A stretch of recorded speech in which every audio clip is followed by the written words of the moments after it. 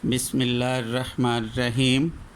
First year class. आज हमने exercise 9.2 इसका क्वेश्चन नंबर 4 करना है, क्वेश्चन नंबर 5 करना है। क्वेश्चन नंबर 5 में लिखा है if cot theta is equal to 15/8 and terminal arm of the angle is not quadrant 1, find the value of cos theta and cosecant theta.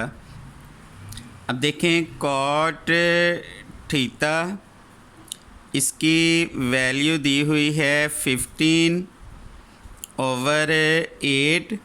अब cot theta positive है। अब cot दो quadrant में positive होता है, फर्स्ट क्वाड्रेंट में और third quadrant में। अब कहा हुआ है फर्स्ट क्वाड्रेंट में नहीं है, तो इसका मतलब है थीटा जो है वो थर्ड क्वाड्रेंट में लाई करेगा।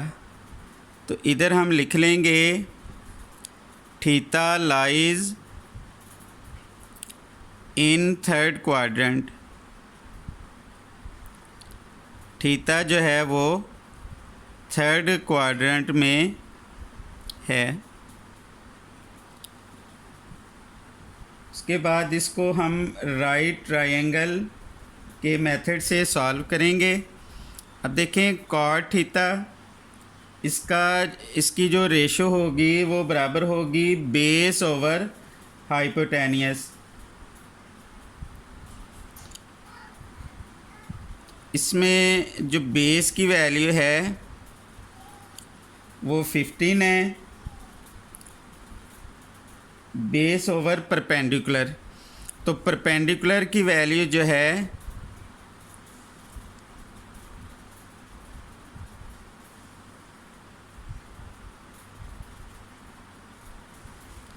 वो 8 है। कॉट की रेशो बराबर होती है बेस ओवर परपेंडिकुलर। तो ये वाली वैल्यू बेस की होगी और ये वाली वैल्यू परपेंडिकुलर की होगी। इसकी हम पहले राइट ट्रायंगल सॉल्व कर लेंगे। इधर हम लिखेंगे let A B C is a right angle triangle, यानी A B C right angle triangle है। इधर हम एक राइट ट्रायंगल बना लेंगे। ये हमने एक राइट ट्रायंगल बना ली। ये वैल्यू ए की हो जाएगी, बी और सी। सी राइट ट्रायंगल है, इस एंगल को हम थीटा का नाम दे देंगे। अब इसमें ये बेस है 15 और थीटा एंगल के सामने परपेंडिकुलर होगा। इसमें हमने हाइपोटेनियस की वैल्यू फाइंड आउट करनी है। इधर हम लिखेंगे we know that, Pythagoras theorem लिखेंगे। पैथागोरस थ्योरम होगा हाइपोटेनियस, इसका square is equal to perpendicular का स्क्वायर प्लस बेस, इसका स्क्वायर आ जाएगा। तो हाइपोटेनियस इसकी वैल्यू हमने फाइंड आउट करनी है। परपेंडिकुलर की वैल्यू है 8 का स्क्वायर और बेस की वैल्यू है 15, इसका स्क्वायर हो जाएगा। हाइपोटेनियस 8 का स्क्वायर 64 और 15 का स्क्वायर होगा 225। इनको हम प्लस कर लेंगे। प्लस करने से आएगा 289। स्क्वायर को ख़त्म करना है, दोनों तरफ हम स्क्वायर रूट ले लेंगे। हाइपोटेनियस इसकी वैल्यू आ गई है 17। मेजरमेंट है, मेजरमेंट हमेशा पॉजिटिव होती है। इधर आ जाएगा 17।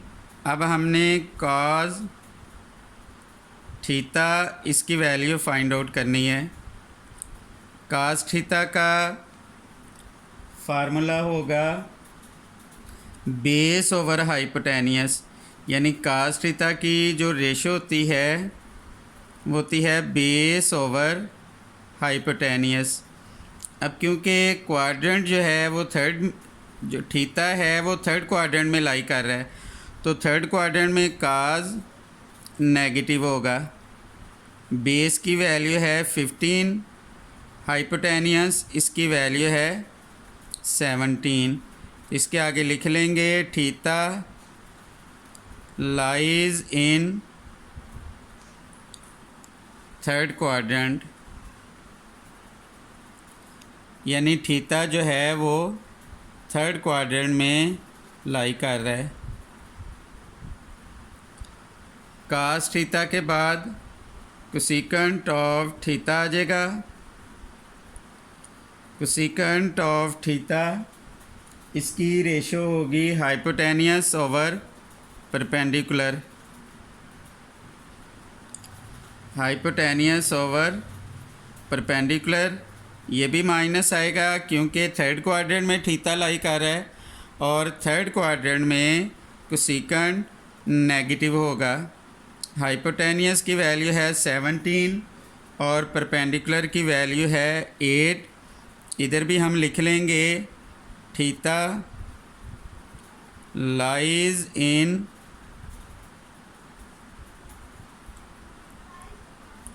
Third quadrant. इसमें हमने सिर्फ दो वैल्यूज़ निकालनी थी, कास थीटा और कोसेकेंट थीटा। ये क्वेश्चन कंप्लीट हो गया है, इसको आप अच्छी तरह देख लें। कोई प्रॉब्लम हो ज़रूर पूछिएगा। अब इसका हम क्वेश्चन नंबर 6 स्टार्ट करते हैं। क्वेश्चन नंबर 6 में लिखा हुआ है cosecant of theta is equal to m square plus 1 over 2m। अब यहाँ लिखा हुआ है theta greater than 0 less than pi over 2, यानी 0 से बड़ा और 90 से छोटा। तो इसका मतलब है थीटा जो है वो फर्स्ट क्वाड्रेंट में लाई कर रहा है। तो हमने क्या करना है, find the value of remaining trigonometric ratios. बाकी जितनी भी ट्रिग्नोमेट्रिक रेशोज़ हैं हमने उनकी वैल्यूज़ फाइंड आउट करनी है। अब इसमें कोसेकेंट ऑफ थीटा इसकी वैल्यू दी हुई है। अब हमें पता है कोसेकेंट ऑफ थीटा इसकी जो रेशो होती है वो बराबर होगी हाइपोटेनियस ओवर परपेंडिकुलर। तो ये वाली वैल्यू हाइपोटेनियस की होगी, ये परपेंडिकुलर की होगी। According to question theta lies in first quadrant. Cosecant theta इसका रेसिप्रोकल हो जाएगा साइन थीटा, तो वो उसकी रेशो बराबर हो जाएगी परपेंडिकुलर ओवर हाइपोटेनियस। तो परपेंडिकुलर की वैल्यू 2m आएगी और इसके हाइपोटेनियस की वैल्यू m स्क्वायर प्लस 1, यानी इसका भी हम रेसिप्रोकल ले लेंगे। तो इसके आगे भी लिख देंगे theta lies in first quadrant. इसको भी हम पिछले सवालों की तरह राइट ट्राइंगल मेथड से सॉल्व करेंगे। Let A B C is a right angle triangle. तो इसमें हम पाइथागोरस थ्योरम अप्लाई करेंगे क्योंकि इसमें हमने बेस की वैल्यू फाइंड आउट करनी है। तो इसका होल स्क्वायर है, इसका हम स्क्वायर ओपन कर देंगे। पहली रकम इसका स्क्वायर, फिर उसके बाद आ जाएगा +2 इंटू फर्स्ट वैल्यू, फिर सेकंड प्लस सेकंड वैल्यू इसका स्क्वायर आ जाएगा। 2 का square 4m square plus base whole square, ये आ जाएगा m की 4 प्लस 2m स्क्वायर, ये प्लस है इधर आकर माइनस हो जाएगा 4m स्क्वायर प्लस 1 का square 1 is equal to base whole square.